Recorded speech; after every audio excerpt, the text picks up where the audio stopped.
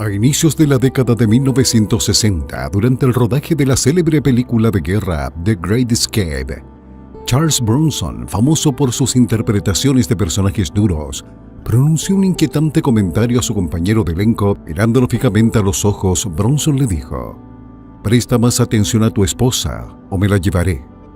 Poco después, esa escalofriante advertencia se transformó en una realidad. En 1967, David y su esposa Jill Ireland se separaron y al año siguiente ella contrajo matrimonio con Bronson. A pesar de este inusual inicio, los tres mantuvieron una profunda amistad a lo largo de sus vidas, incluso compartiendo la responsabilidad del cuidado de los hijos. Sin embargo, tras la fachada de éxito que Bronson disfrutó en Hollywood, la tragedia no tardaría en llegar. Este video indaga en las trágicas muertes tanto de Charles Bronson como de Jill Ireland, cuyas vidas estuvieron marcadas por un amor intenso y un dolor abrumador. Si disfrutas nuestro contenido, no olvides de darle me gusta a este video y suscribirte para más relatos sobre las figuras más memorables de Hollywood.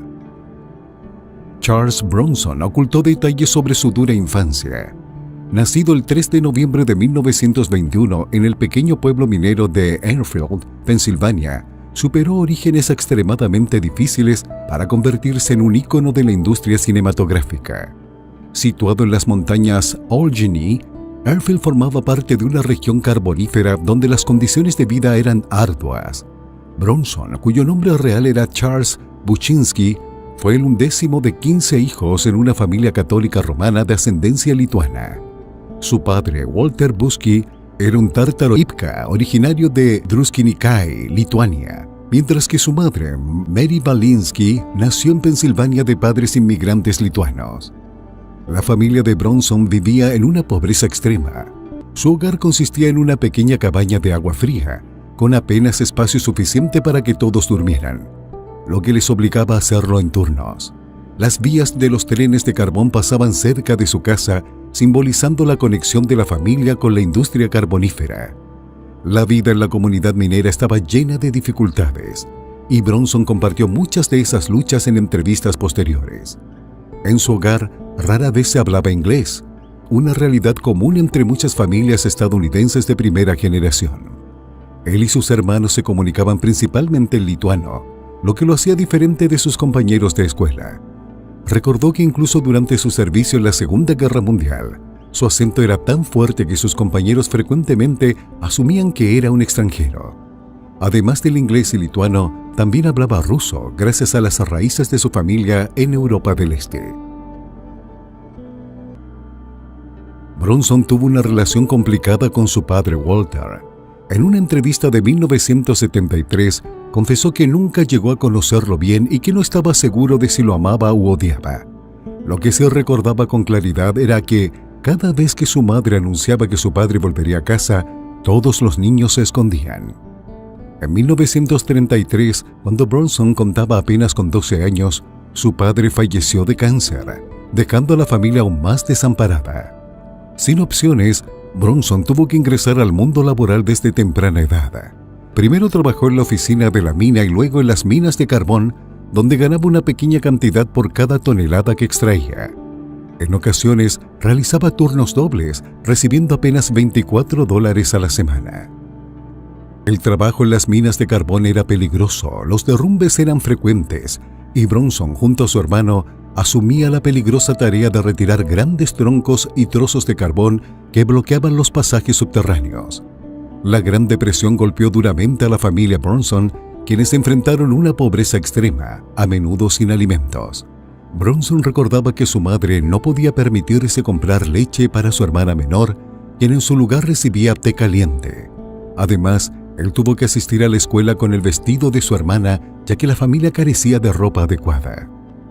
Bronson fue el primer miembro de su familia en graduarse de la secundaria, pero su educación tuvo un alto costo.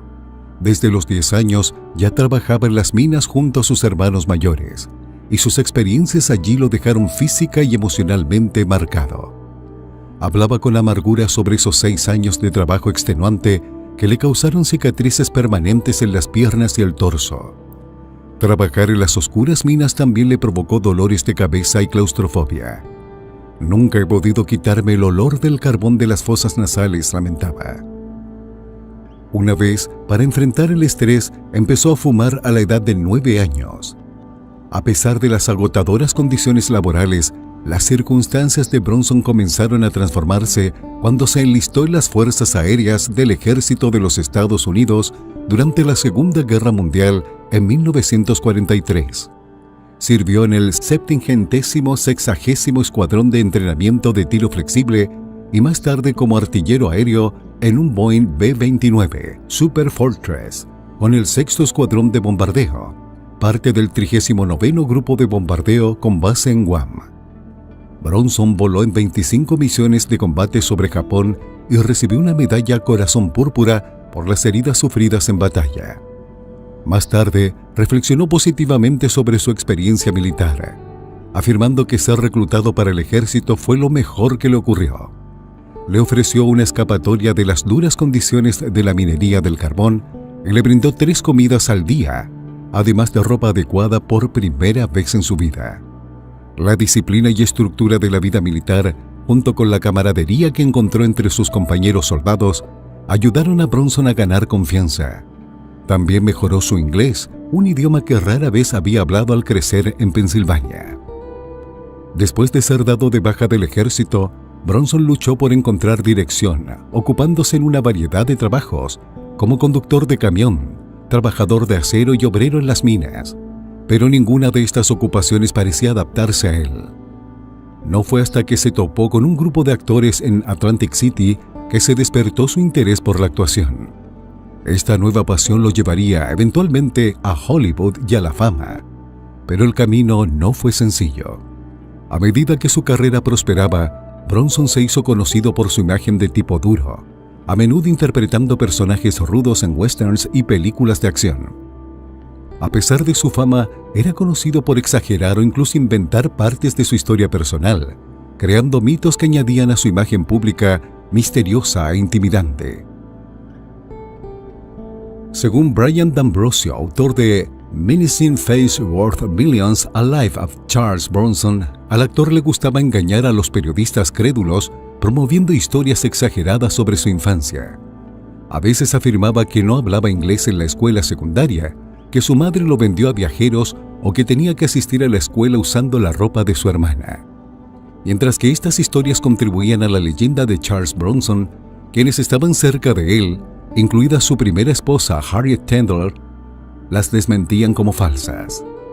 Esa historia de Charlie usando vestidos es absolutamente ridícula, dijo una vez Tendler, añadiendo que sus hermanos solían bromear sobre sus exageradas historias de sufrimiento.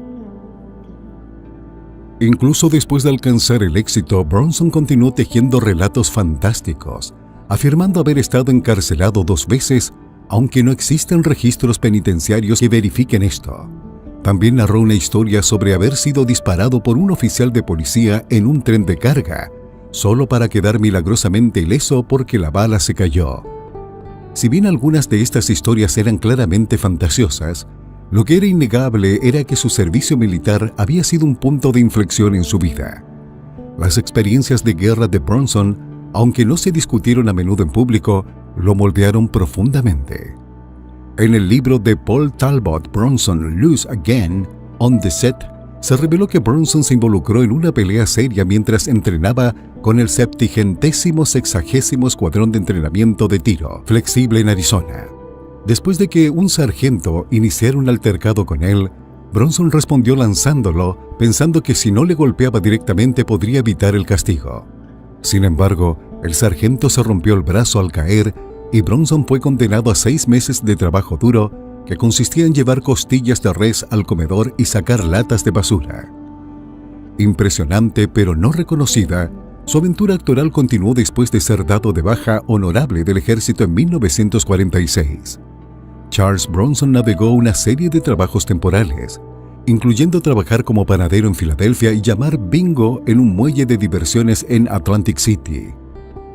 Su carrera dio un giro decisivo cuando decidió dedicarse a la actuación, mudándose a Nueva York. En 1948, junto a su compañero exmilitar Jack Klugman, ambos arrendaron una habitación modesta, luchando juntos por conseguir trabajo como actores. Klugman recordaría más tarde cómo Bronson, entonces un actor hambriento, a menudo se veía obligado a vender su sangre por unos dólares para poder llegar a fin de mes. El marcado acento eslavo de Bronson también presentó obstáculos. Recordó haber sido reprendido en una audición por pronunciar incorrectamente la palabra heroína.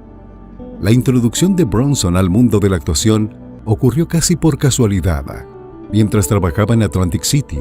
Tras la Segunda Guerra Mundial, una compañía teatral lo invitó a ayudar a pintar decorados. Esta experiencia despertó su pasión por la actuación.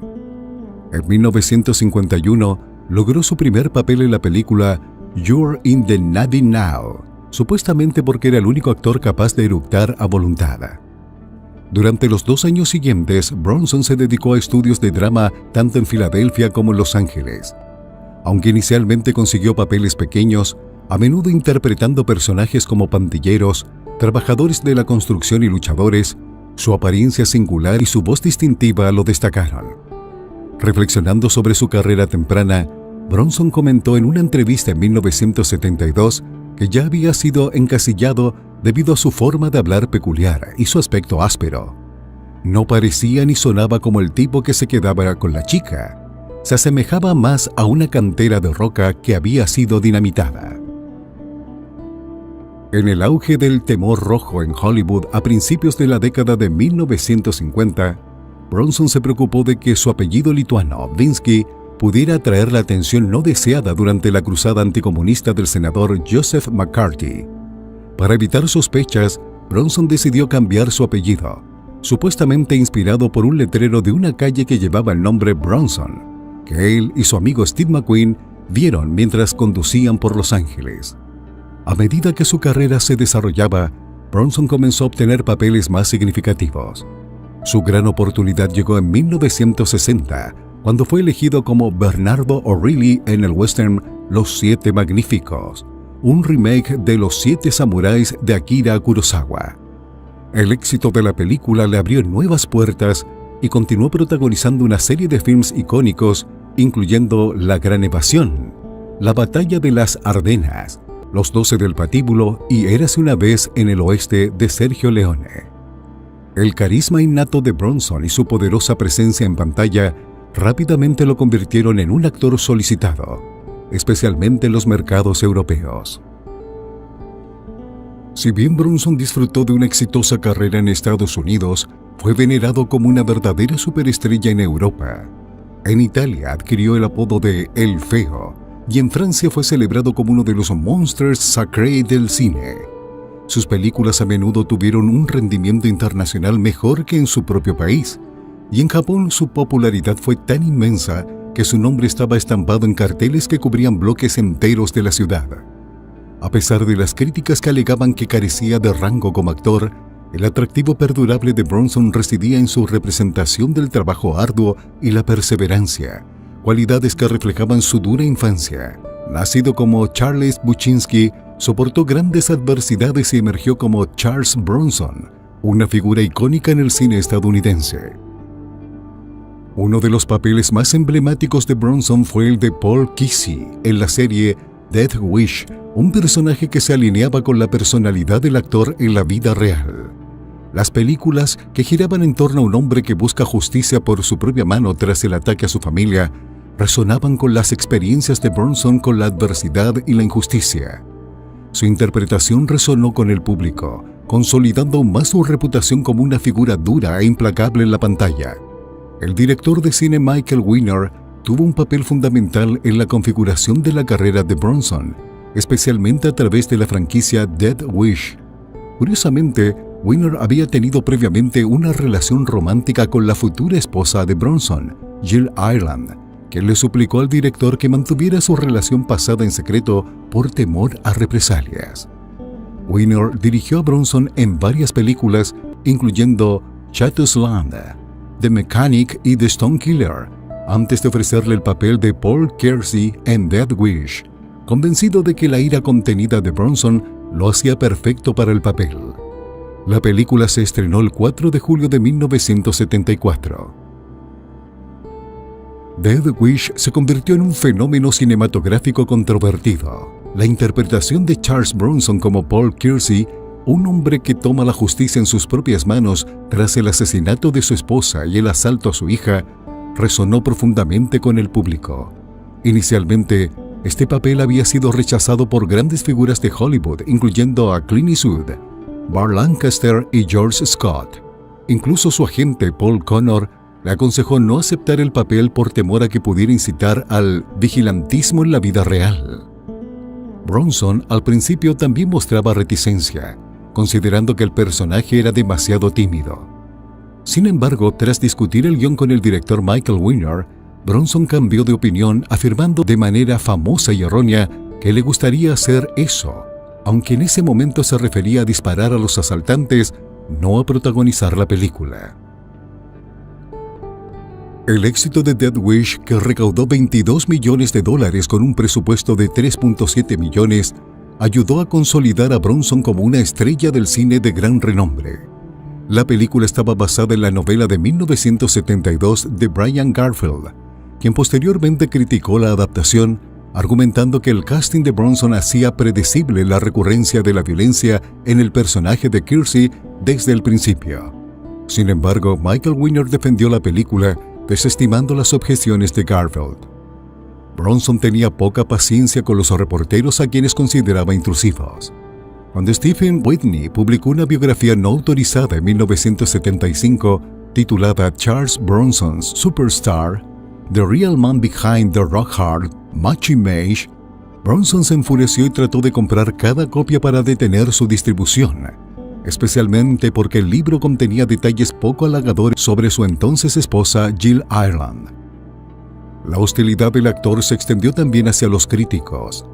Bronson comentó en una ocasión que no hacían películas para ellos, ya que no pagaban por verlas. Mantuvo un rencor particular hacia el crítico J. Cox, quien había emitido una reseña negativa sobre The Stone Killer. Bronson declaró ominosamente que, de una forma u otra, tarde o temprano conseguiría a ese hombre. No físicamente, pero lo haría. Su temperamento volátil no pasó desapercibido para su esposa Jill Ireland, quien lo mencionó en tono ligero durante una aparición en The Dick Cavett Show en 1972. Durante el rodaje de Someone Behind the Door, Bronson criticó duramente al director Nicholas Gessner, llamándolo un director suizo torpe, a pesar de que Gessner era húngaro, afirmando que arruinó la película. Ireland bromeó diciendo que Bronson había agarrado a Gessner del cuello y le había dado una buena sacudida. La reputación de Bronson por ser difícil se extendió por Hollywood. El director Michael Winner, quien colaboró frecuentemente con él, reconoció la tendencia de Bronson a explotar en el set e incluso a golpear a la gente. El propio Bronson admitió que encontraba a la mayoría de los directores difíciles, acusándolos de participar en lo que él llamaba tonterías de Hollywood.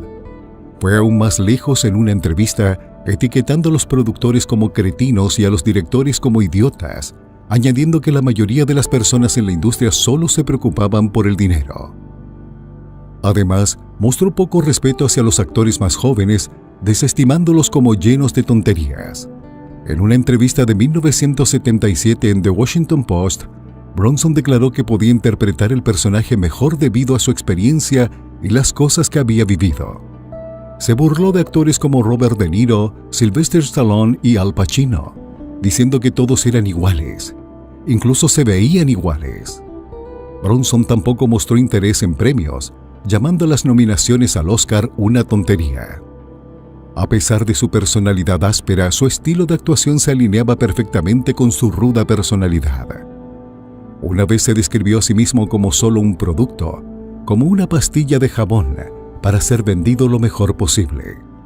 Sus actuaciones transmitían el aura de un hombre endurecido por las luchas de la vida, alguien que no tenía nada que perder, rasgos que resonaban con el público porque reflejaban su propia historia. Esta personalidad, aunque lejos de la actuación matizada de un Marlon Brando, fue suficiente para propulsar a Bronson a una fama duradera. Era claro que para él, menos era más, tanto en la pantalla como fuera de ella. Sin embargo, la confesión de su hija cambió todo. Aunque Charles Bronson a menudo fue percibido como una figura dura e intimidante, quienes estaban cerca de él veían a un hombre de profunda compasión, especialmente en lo que respecta a la familia. Detrás de esa personalidad endurecida había un corazón capaz de un inmenso amor y generosidad. Este lado más suave de Bronson se hizo particularmente evidente cuando adoptó a Katrina Holden, una niña de 11 años llena de vida, cuyo mundo se desmoronó tras la muerte repentina de su madre, Hilary Holden, por un infarto. Hilary, una directora de casting nacida en Gran Bretaña y madre soltera, no tenía familia inmediata, dejando a Katrina huérfana. La decisión sobre quién se encargaría de ella recayó en dos familias, Charles Bronson y su esposa Jill Ireland, o su esposa Blackie Yell. A pesar de ya tener varios hijos, Bronson sorprendió a todos al ofrecerse entusiasmado. Fue un momento en el que la gente tuvo un raro atisbo del verdadero Bronson. Aunque su reputación era la de un hombre con un comportamiento intenso, era profundamente compasivo y emocionado por proporcionar un hogar a Katrina. Recuerdo haber visto a Katrina aterrorizada y sola durante el funeral, mientras Bronson la recibía en su larga limusina negra, ofreciéndole seguridad en un momento difícil. Katrina prosperó, estudiando en UCLA y en la Sorbona en París, antes de embarcarse en una carrera como escritora y directora. En 2001, recibió reconocimiento en el Festival de Cine de Malibú, ganando el premio a la directora emergente por su cortometraje Rose Indignation, un proyecto que mostró su talento y espíritu. Bronson, normalmente reservado, se mostró visiblemente emocionado en el evento, irradiando orgullo por los logros de su hija. Desafortunadamente, la salud de Charles Bronson comenzó a deteriorarse a finales de la década de 1990, lo que lo llevó a retirarse de la actuación tras someterse a una cirugía de reemplazo de cadera en agosto de 1998. El 30 de agosto de 2003, Charles Bronson falleció a la edad de 81 años en el Centro Médico Cedars-Sinai de Los Ángeles. Aunque se especuló ampliamente que su deceso se debió a neumonía y enfermedad de Alzheimer, estas condiciones no figuran en su certificado de defunción. Las causas oficialmente reconocidas incluyeron fallo respiratorio, cáncer de pulmón metastásico, enfermedad pulmonar obstructiva crónica y cardiomiopatía congestiva. En 1990, Jill Ireland, su esposa, perdió la vida tras una larga lucha contra el cáncer. Solo un año antes, la pareja había sufrido la desgarradora pérdida de su hijo Jason McCallum Bronson, quien falleció a los 27 años por una sobredosis de heroína. Jason, que había sido adoptado cuando era un bebé por Jill y su primer esposo, el actor David McCallum, fue criado en un entorno lleno de amor, pero luchó contra la adicción a las drogas durante gran parte de su vida. Fue encontrado muerto en el suelo del baño de su apartamento, cerrado por su novia Tracy Messina, quien se preocupó al no recibir noticias de él. La oficina del forense de Los Ángeles determinó que su muerte fue resultado de una sobredosis accidental compuesta por una combinación de sustancias. Los investigadores informaron que su cuerpo, parcialmente vestido, no presentaba signos de lesiones y no había indicios de juego sucio. Aunque las drogas en su sistema fueron tanto ingeridas como inyectadas, las sustancias específicas no fueron reveladas de inmediato. La batalla de Jason contra la adicción fue un tema abierto en un libro que su madre Jill Ireland publicó a principios de ese año. A pesar de someterse a varios tratamientos, Jason continuó enfrentando sus demonios. Su médico, el Dr. Howard Mark, declaró que la última vez que vio a Jason, este parecía estar lúcido y había estado libre de drogas durante varias semanas. Aunque se volvió a casar con la cantante Kim Wick en 1998, el recuerdo de Jill siempre permaneció en su corazón. Como tributo a su difunta esposa, Bronson mandó hacer un bastón personalizado con una sección hueca que contenía algunas de las cenizas de Jill. Este bastón lo llevó consigo hasta su propia muerte en 2003. Al ser enterrado en Vermont, el bastón, con las cenizas de Ireland aún dentro, fue sepultado junto a él, simbolizando su vínculo perdurable, incluso en la muerte. Al reflexionar sobre las vidas conmovedoras de Charles Bronson y Jill Ireland, es evidente que su historia de amor fue tan cautivadora como cualquier película en la que actuaron, llena de pasión, dolor y resiliencia. Su viaje nos recuerda la fragilidad de la vida y la fortaleza del amor, incluso ante la pérdida inimaginable. ¿Qué parte de su historia resonó más contigo? Nos encantaría escuchar tus pensamientos en los comentarios a continuación. Si encontraste este video informativo, dale un pulgar arriba y suscríbete a nuestro canal para más profundidades en las vidas de las leyendas de Hollywood. Gracias por ver y nos vemos en el próximo video.